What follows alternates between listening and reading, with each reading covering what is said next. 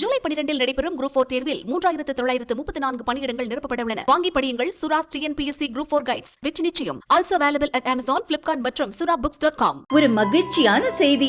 இதயம் நல்லெண்ணெயின் விலை லிட்டருக்கு ரூபாய் 105 குறைஞ்சிருக்கு. செப்டம்பர் 2023ல 1 லிட்டர் இதயம் நல்லெண்ணெயின் அதிகபட்ச விலை ரூபாய் 503. ஆனா இப்ப 1 லிட்டர் இதயம் நல்லெண்ணெயின் விலை ரூபாய் 398 மட்டும்தான் தமிழ்நாட்டுல. அப்ப இனிமே எல்லாரும் இதயம் நல்லெண்ணெய் வாங்கலாம் இல்ல?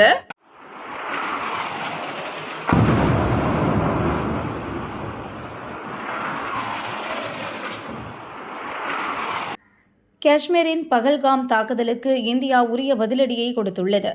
முப்படையும் சேர்ந்து பாகிஸ்தான் மற்றும் பாகிஸ்தான் ஆக்கிரமிப்பு காஷ்மீரில் உள்ள 9 பயங்கரவாதிகள் முகாம்களை குறிவைத்து தாக்கி அழித்துள்ளன.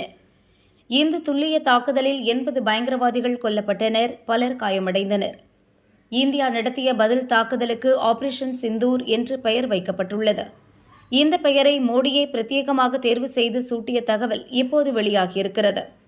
சிந்தூர் என்ற பெயரை மோடி சூட்டியதற்கு 2 முக்கிய காரணங்கள் இருக்கிறதா? திருமணமான பெண்கள் நெற்றியில் வைக்கும் குங்குமத்தை தான் சிந்தூர் என்பார்கள்.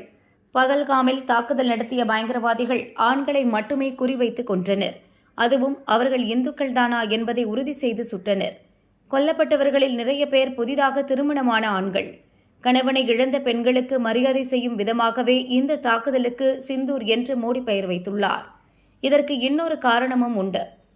போருக்கு செல்லும் வீரர்கள் அதில் வெற்றி பெற்றால் நெற்றியில் திலகமிடுவர். அந்த வீர திலகத்தையும் சிந்தூர் என்று சொல்வார்கள். பகல்காம் தாக்குதலுக்கு உரிய பதிலடியை கொடுத்து நீதியை நிலைநாட்டி வென்றதால் சிந்தூர் என்று பெயர் சூட்டப்பட்டுள்ளது என்று நிபுணர்கள் கூறினர்.